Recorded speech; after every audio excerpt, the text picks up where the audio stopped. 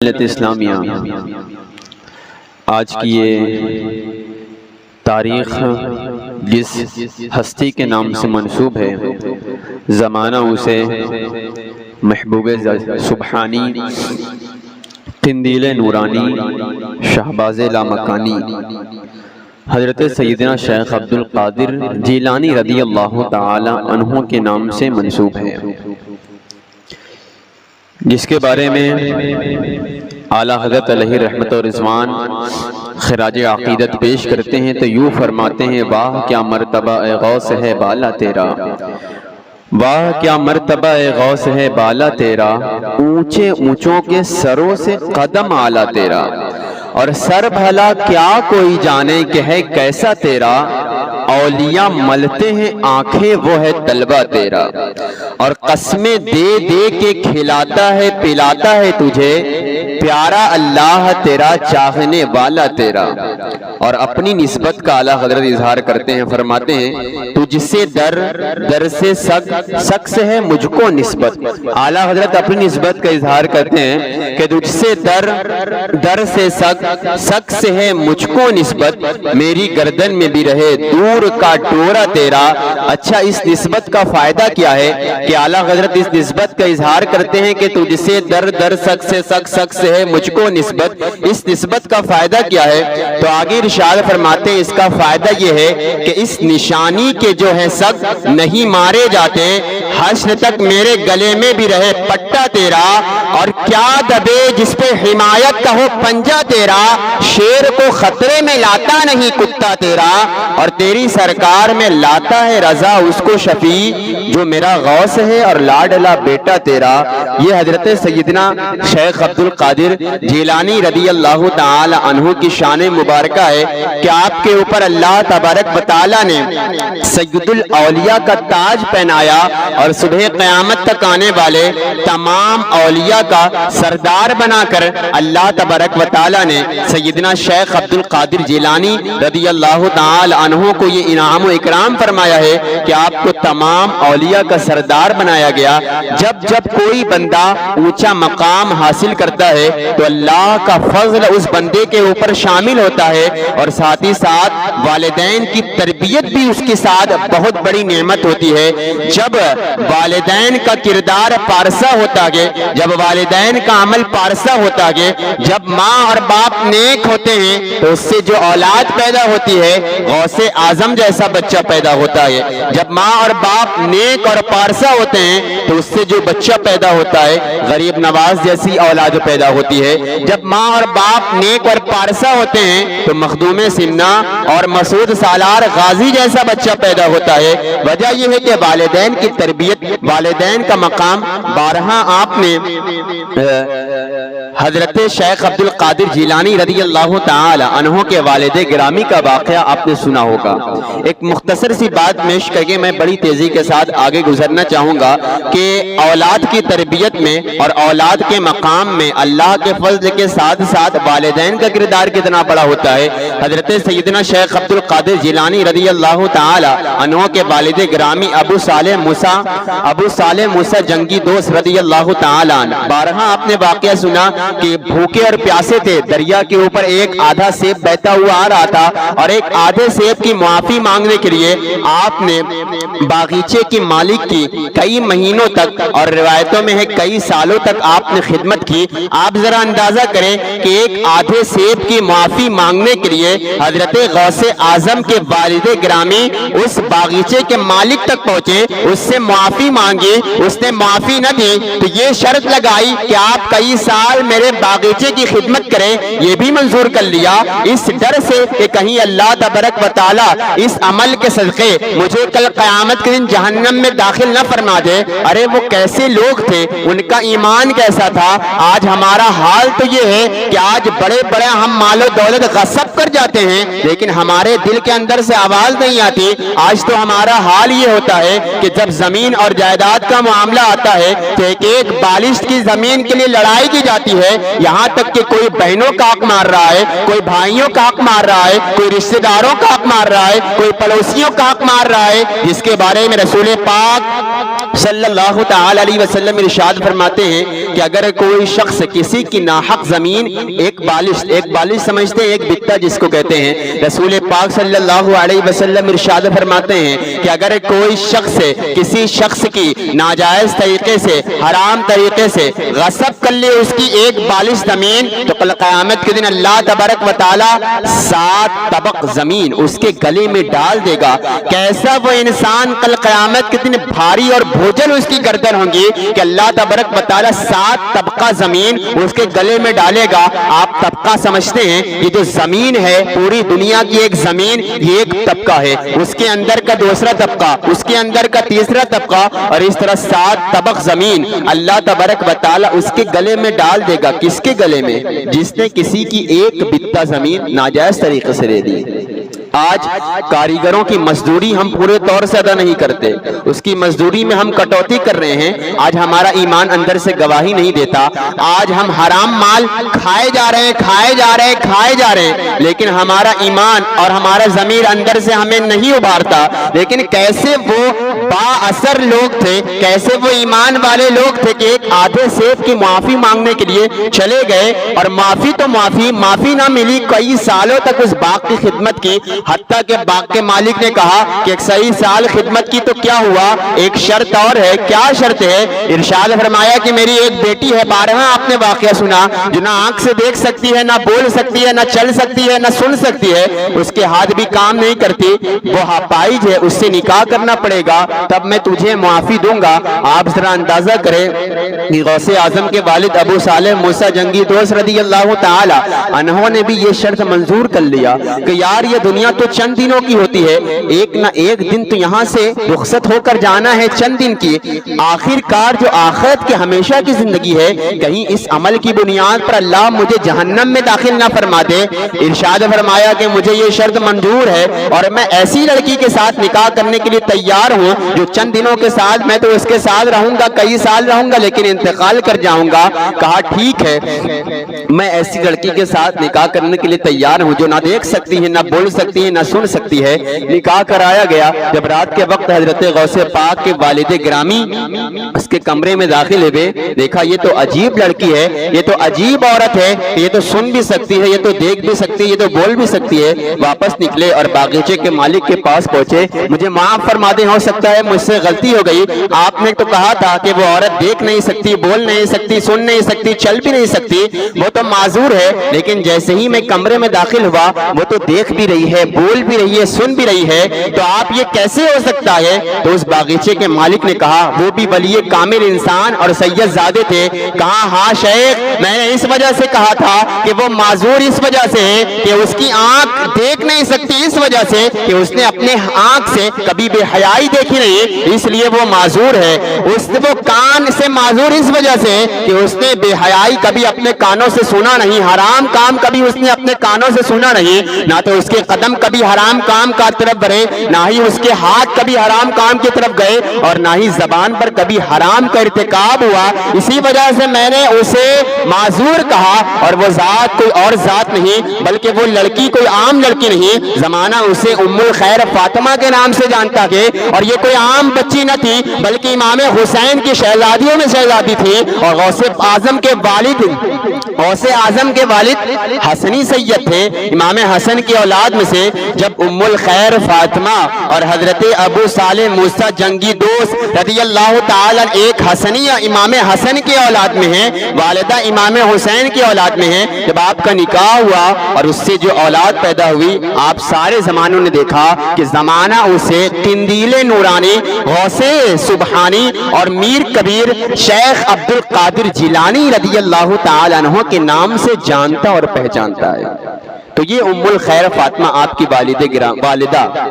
کہ آپ نے کبھی نہ اپنی آنکھوں سے بے حیائی دیکھی، نہ کبھی زبانوں سے بے حیائی بکی، نہ کبھی کانوں سے بے حیائی سنی، اور نہ ہی کبھی اپنے ہاتھ سے بے حیائی کا ارتکاب کیا، اور نہ ہی آپ کے والدہ کے قدم کبھی بے حیائی کی طرف گئے۔ اور والد کے کردار کو دیکھا جائے تو ایک آدھے سیب کی معافی مانگنے کے لیے کئی سالوں تک باغیچے کی خدمت کی، اور جب یہ پارسا لوگ ملے تو اس سے اولاد پیدا ہوئی۔ حضرت سیدنا شیخ عبد القادر جیلانی رضی اللہ تعالی عنہ تشریف لائے، اسی وجہ سے آپ کو حسنی حسینی سید کہا جاتا ہے کہ والدہ کی طرف سے آپ حسینی کہلاتے ہیں اور والد کی طرف سے آپ حسنی سید کہلاتے ہیں، نجیب الطرفین سید ہیں۔ یہ سیدنا شیخ عبد القادر جیلانی رضی اللہ تعالی عنہ کا مقام ہے۔ کراماتیں اور مقام تو بارگاہ آپ نے حضرت غوث پاک کے سنے ہوں گے۔ ایک روایت میں پیش کر کے اپنی گفتگو تمام کر دینا چاہوں گا۔ مشائخ کرام نے، مشائخ صوفیہ نے اس واقعے کو اپنی کتابوں میں نقل فرمایا ہے، اور اعلیٰ حضرت علیہ رحمت و رضوان نے بھی اپنی کتاب فتاوی رضویہ کی 28ویں جلد میں اس کو نقل فرمایا ہے۔ یہ روایت بڑی حوالے کے ساتھ بڑی معتبر روایت ہے۔ اعلیٰ حضرت علیہ رحمت و رضوان ارشاد فرماتے ہیں کہ جب معراج کی رات آقا کریم صلی اللہ تعالی علیہ وسلم اللہ تبارک و تعالیٰ کے خاص قرب میں ملنے ملاقات کے لیے گئے تھے، رسول پاک صلی اللہ تعالی علیہ وسلم مسجد اقصی میں امامت فرمائی انبیاء کی، اور حضرت جبریل علیہ الصلوۃ والسلام اللہ کے رسول صلی اللہ تعالی علیہ وسلم کی بارگاہ میں ایک براق لے کر آئے۔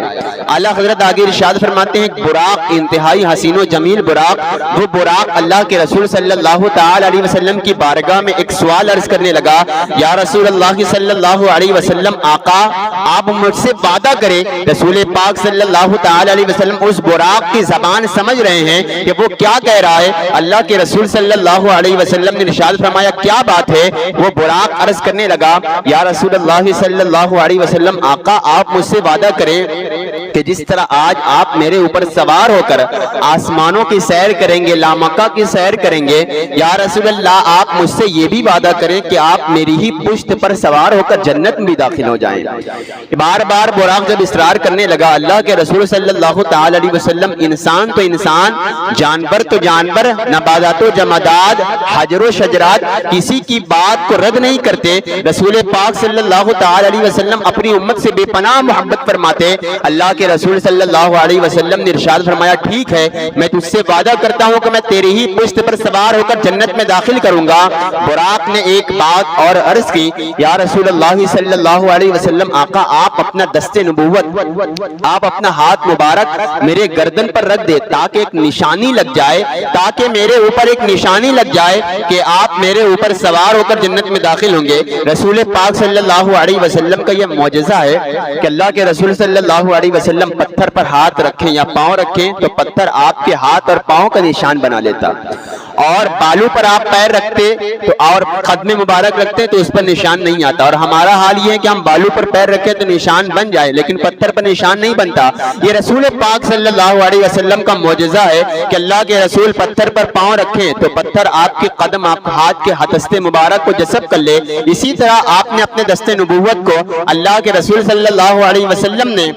اس براق کی گردن پر رکھا تو اس پر ایک نشانی، اور براق کی گردن نے اس کے ہاتھ کو جذب کر لیا، ایک نشانی مر گئی۔ اعلیٰ حضرت علیہ رحمت و رضوان آگے ارشاد فرماتے ہیں کہ جیسے ہی رسول پاک کا دست نبوت اس براق کے گردن پر پڑا تو براق ایسا خوشی سے جھومنے لگا کہ اعلیٰ حضرت آگے ارشاد فرماتے ہیں کہ خوشی کے مارے وہ براق 40 ہاتھ اونچا اچھلنے لگا، 40 ہاتھ مسرت و شادمانی میں وہ براق اچھلنے لگا۔ رسول پاک صلی اللہ تعالی علیہ وسلم کو اس براق پر سوار ہونا گئے، اور 40 ہاتھ مسرت و شادمانی میں کہ امام الانبیاء کا دست نبوت آج میری گردن پر پڑا گئے، مسرت و شادمانی میں براق 40 ہاتھ اونچا اٹھ رہا ہے۔ اعلیٰ حضرت ارشاد فرماتے ہیں کہ این اسی حالت میں غوث اعظم سیدنا شیخ عبد القادر جیلانی رضی اللہ تعالی عنہ کی روح اقدس رسول پاک صلی اللہ علیہ وسلم کی بارگاہ میں حاضر ہوئی۔ یا رسول اللہ صلی اللہ علیہ وسلم، آقا آپ مجھے بھی آپ مشرف فرمائے اور اپنا قدم مبارک اے اللہ کے رسول آج میری گردن پر رکھیں، اور اس طرح آپ براق پر سوار ہو جائے۔ اعلیٰ حضرت آگے ارشاد فرماتے ہیں کہ اللہ کے رسول صلی اللہ تعالی علیہ وسلم نے اپنا قدم مبارک حضرت غوث اعظم کی روح اقدس پہ گردن پر رکھا اور اس براق پر سوار ہوئے اور اوپر کی طرف گئے۔ اللہ کے رسول صلی اللہ علیہ وسلم نے ارشاد فرمایا، اے عبد القادر آج تو نے میرا قدم اپنی گردن پر لیا ہے، اب صبح قیامت تک آنے والے تمام اولیاء کی گردن پر تیرا قدم ہوگا۔ اعلیٰ حضرت علیہ رحمت و رضوان نے فتاوی رضویہ میں نقل فرمایا اور اسی لیے ارشاد فرمایا سر بھلا کیا کوئی جانے کہ ہے کیسا تیرا، اولیاء ملتے ہیں آنکھیں وہ ہے طلبہ تیرا، واہ کیا مرتبہ غوث ہے بالا تیرا، اونچے اونچوں کے سروں سے قدم اعلیٰ تیرا، اور سر بھلا کیا کوئی جانے کہ ہے کیسا تیرا، اولیاء ملتے ہیں آنکھیں وہ ہے طلبہ تیرا۔ ایک ملنا تو یہ ہوا کہ کوئی شخص کسی کے طلبوں پر اپنی آنکھ ملے، اور ایک ملنا یہ ہوتا ہے کہ بلندی اتنی اونچی ہے کہ بندہ آنکھ رگڑ کر اس کی بلندی کو دیکھ رہا ہے لیکن اس کو بلندی نظر نہیں آتی۔ غوث پاک کا مقام اتنا بلند ہے کہ اولیاء اپنی آنکھیں مل کر دیکھ رہے ہیں لیکن اس بلندی تک پہنچ نہیں پا رہا ہے۔ اسی وجہ سے اعلیٰ حضرت نے ارشاد فرمایا سر بھلا کیا کوئی جانے کہ ہے کیسا تیرا، اولیاء ملتے ہیں آنکھیں وہ ہے طلبہ تیرا۔ یہ ہے حضرت سیدنا شیخ عبد القادر جیلانی رضی اللہ تعالی عنہ کی شان مبارکہ کہ اللہ تبارک و تعالی نے آپ کو سید الاولیاء کا تاجدار بنایا اور تمام ولیوں کا سردار بنا کر دنیا میں بھیجا۔ آخری بات میں پیش کر کے اپنی گفتگو تمام کر دینا چاہوں گا، اگر کسی اولیاء کے کسی بھی ولی کا اگر فیض حاصل کرنا ہے، اسے قریب ہونا ہے، تو اس کا سب سے اچھا طریقہ یہ ہے کہ اس کے بتائے ہوئے راستے پر عمل کیا جائے۔ جو غوث اعظم رضی اللہ تعالی عنہ نے فرما دیا ہے، ان کی آپ کی جو تعلیمات ہے، اس تعلیمات کو اگر ہم اپنائیں کہ غوث پاک نے یہ فرمایا مجھے اس پر عمل کرنا ہے، تو آپ دیکھیں کہ غوث پاک رضی اللہ تعالی عنہ کا فیضان آپ کے اوپر جاری ہوگا۔ صرف لنگن کھانا اور غوث پاک کی 11ویں میں شامل ہونا اور نمازوں سے دور رہنا یہ غوث پاک کے فرمان پر عمل کرنا نہیں ہے۔ آج یہی تو ہم کرتے ہیں، ادھر دوڑے ادھر لنگر کھائے کہ لنگر نہ چھوٹے، نمازیں چھوٹے لنگر نہ چھوٹے، لیکن فرمان غوث اعظم پر عمل کون کرے گا؟ غوث اعظم رضی اللہ تعالیٰ 40 سال تک عشاء کے وضو سے فجر کی نماز پڑھتے رہے تاکہ آپ کی نمازیں نہ چھوٹے، اور یہ کیسا شہدائی غوث اعظم ہے کہ نمازوں کی قضا پر قضا کرتا رہے اور لنگر کھانے میں لگا رہے۔ یہ محبت کی علامت نہیں ہے، محبت تو یہ ہے کہ غوث پاک کے بتائے ہوئے فرمان پر عمل کر لیا جائے۔ اور غوث اعظم رضی اللہ تعالی عنہ کے ایک فرمان آپ بارہا سنتے ہیں اور اسی پر خوش ہو جاتے ہیں کہ غوث پاک رضی اللہ تعالی عنہ نے ارشاد فرمایا کہ اس وقت تک میں جنت میں داخل نہ ہوں گا تب تک میں اپنے تمام مریدان کو اللہ تبارک و تعالی کی بارگاہ میں بخشوا نہ لوں۔ یقیناً یہ غوث پاک کا فرمان ہے کہ حضرت غوث اعظم رضی اللہ تعالی عنہ کا جو بھی مرید ہوگا قادری سلسلے کا، ہر تو قادری سلسلے کے سارے مرید ہوتے ہیں، تو غوث پاک کا یہ فرمان تو ضرور موجود ہے کہ جب تک غوث پاک سارے مریدوں کو بخشوا نہ لیں گے تب تک جنت میں داخل۔ لیکن دوسری طرف غوث پاک کیا فرماتے ہیں کہ بے نمازیوں کو مسلمانوں کی قبرستان میں نہ دفن کیا جائے۔ ایک طرف ہم نے خوشی والی وعید سنی اور خوشی والی ہم سن کر ہم اسی پر اطمینان رہے کہ ہمارے غوث پاک تو مدد کریں گے، یقیناً مدد کریں گے، لیکن دوسری طرف جو فرمان ہے غوث اعظم اس پر کون عمل کرے گا؟ تو ضرورت اس بات کی وعیدیں سن کر اور رات بھر جلسہ جلوس کر ہم نماز فجر نہ ادا کرے تو یہ فرمان غوث اعظم پر عمل کرنا نہیں ہے۔ صحیح معنوں میں غوث اعظم رضی اللہ تعالی عنہ کے بتائے ہوئے راستے پر چلنا، ان کی تعلیمات کو اپنانا ہی غوث اعظم رضی اللہ تعالی عنہ کی سیرتوں پر چلنا ہے۔ ایک آخری بات پیش کر کے اپنی گفتگو تمام کر دینا چاہوں گا۔ آج ہر شخص غوث اعظم کا نام لیوا ہے، وجہ یہ ہے کہ حضرت غوث اعظم رضی اللہ تعالی فقیروں سے بڑی محبت فرماتے تھے، فقیروں سے جو غریب ہوتے تھے ان سے بڑی محبت فرماتے تھے۔ آج 11 تاریخ کے نام سے غوث اعظم کو منسوب کیا جاتا ہے، وجہ یہ ہے کہ حضرت غوث اعظم رضی اللہ تعالی فقیروں کو ہر 11 تاریخ کو فقیروں کو اپنے پیسے سے کھانا کھلایا کرتے تھے۔ آج یہی نسبت ہے کہ رسول پاک صلی اللہ تعالی علیہ وسلم کے نام پر عبد القادر 11 تاریخ کو فقیر کو کھانا کھلاتے۔ آج زمانہ غوث اعظم کے نام سے کھانا فقیروں کو کھلا رہا ہے۔ تو لنگر کا جو کھانا ہوتا ہے تو آپ اس میں فقیروں کو بھی شامل کریں، یہ نہیں کہ ہم ہی کھائیں، ہم ہی پکائیں، ہم ہی کھائیں اور فقیر ادھر داغے بیٹھ رہے ہیں۔ تو ضرورت اس بات کی غوث پاک فرماتے ہیں اگر ساری کائنات کی دولت میرے ہاتھ میں آ جاتی، پوری دنیا کی دولت میرے ہاتھ میں آ جاتی تو میں اس سے اپنے لیے کچھ نہ چھوڑتا، ساری دولت سے میں فقیروں کو کھانا کھلا دیتا،